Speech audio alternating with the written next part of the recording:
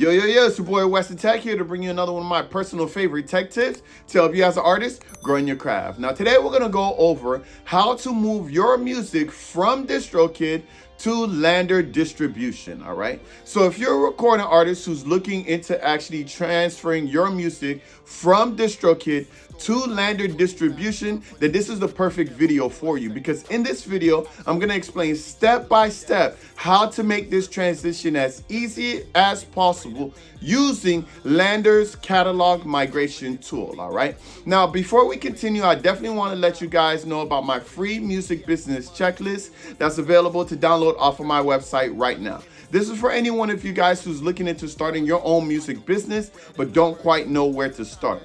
With this free tool, you'll be able to identify 3 things that you could do right away to start your own music business. So if you want to grab that free tool today, go ahead and click on the link above. I'll also leave the link in the descriptions below, all right? Now, when it comes to LANDR versus distribution, most of you guys already know that I believe that LANDR is a far better and superior music distribution company than Distrokid, all right? Not too long ago, I actually did a video explaining the 5 reasons why LANDR is actually better than Distrokid. If you haven't caught that video yet or watched that video, you can click on the link above and you can watch that video for yourself to see the differences. But to make a long story short, LANDR is far more superior than Distrokid in so many different ways, from just the general distribution stuff to the mastering stuff when it comes to LANDR's mastering AI, which is far superior than any mastering AI in the market. So LANDR is already better than Distrokid, but the big question is, if I'm already with Distrokid, how do I make that transfer to LANDR? Well, I'll tell you this, it's super easy to do this migration, because LANDR has this tool that's called the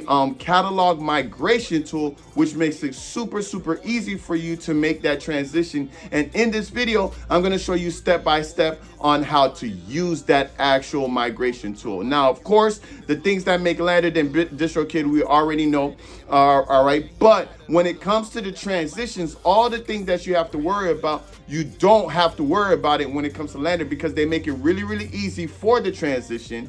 They make sure that you're able to keep your play count as well as keep your songs on the playlist that they're already on, right? And obviously LANDR has better analytics, better advanced metrics and analytics to really look at your music and see what's going on with your streaming. And LANDR is just better overall. But with this migration tool, they make it super simple and super easy. And I'm going to show you step by step on how it actually works right now. All right. So for those of you who already have LANDR, all you have to do is log into your account. Now, if you don't have LANDR yet, you won't be able to do this. But if you want to definitely sign up for LANDR today, you can click on this link above and you'll actually be able to save 20% off of anything that you purchase, any subscription, even if it's the distribution subscription or the AI mastering tool subscription or the subscription that includes both. All right. But either way, once you actually have signed up with LANDR and you're with LANDR, all you have to do is go to their distributions tab.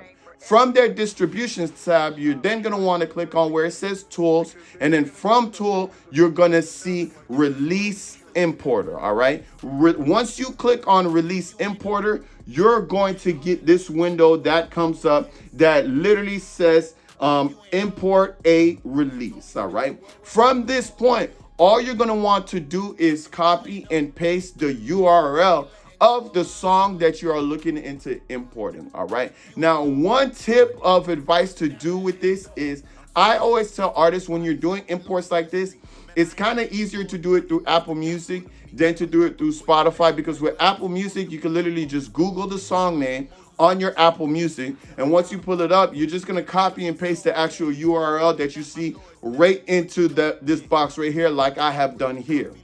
Once you do that, you then click next. Once you click next, they're going to bring you to the track information window. All right. From this window, you may get a little red exclamation part like I have here, which is basically things that you have to correct with the actual track information. All right. So when you get this little arrow here, or this little exclamation dot, you then want to just click on the very next thing next to it, which is the edit pencil. You click on the edit pencil, then it'll actually bring you to the edit window of the track information. All right. Now it has already found the track. It found the track already through the Apple URL that you gave them, the Apple Music URL that you gave them. But you're just gonna have to configure some of the information so that it is placed correctly. As you can see from my single here that I'm importing, Never Letting Go, right? I have 9 different errors that I have to correct. All right. Now, what these 9 errors are simply the track information that is either missing, or I have to make a correction to them. All right. Now, before I continue, I definitely want to let you guys know that you definitely have to upload, right, the same song file that you had before when it came to the initial release on your DistroKid or whatever other distributor that you are actually migrating from. Once you uploaded that same exact WAV or MP3 file, right, you want to then check the box that says this is not a new release, or this file has already been released. All right. Once you check that box, that's when you're going to go into actually correcting the metadata information. But I definitely want to caution you guys by letting you guys know that the metadata must match exactly to the previous release. All right. It cannot be different information. You can't change the title of the song or change the name of the featured artist who's on it, even if that artist has already changed their name, right? It has to be identical. All the information has to be identical to what it was before. The reason you want to do this is because you want to make sure that no matter what, you're able to keep your play counts and you're able to keep everything, and it's a seamless transition. If you decide to make any changes or anything to it here, that can actually affect whether you will be able to keep your play count or not. So it's very, very important to make sure that the information is correct, which is why I'm throwing out that caution out there for you. All right. So once you start putting in the information, the first thing's obviously going to be the title. Now, as you can see, for me, I already had an error in the title because when it comes to, uploading the track, they have my featured artist name in the title of the song. But when it comes to LANDR, you actually have to put the featured artist in a different section. So what I actually had to do here is remove the featured artist name and put it in the right section of this track information page. All right. And then it corrected that error. These are the little things that you're going to need to do to make sure that everything is correct. They're going to ask for the genre. They're going to ask you what language the song is in. But essentially, all you want to do is you want to go throughout this entire page and just put in all the information that you know about the record, the producer, all right, the composer, the writer, whatever it may be. Just make sure it's correct. But again, make sure that it is identical to what it was when you previously released it. All right. Now, once you have confirmed and checked everything and make sure that everything is correct and you made your corrections, you then want to click next.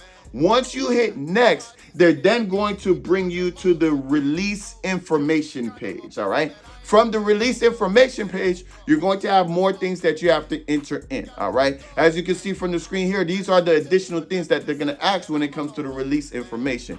Of course, from your end, you're just going to want to confirm everything, make sure everything is correct, enter in whatever information that you need to enter in as long as it matches what it was previously, and then you would hit next. All right. Next up would be the cover art, and this is the same idea, same principle. Make sure the cover art is the same. All right. Now, you may have different criterias in the cover art. As you can see to the right, there's a lot of different criterias that they want to make sure your cover art falls under before it could be approved by LANDR. But you just want to make sure that you're adhering to everything that they're asking for so that you won't have any issues whatsoever. But they're going to automatically import your cover art from the initial importer already. As you can see, my cover art is already there, right?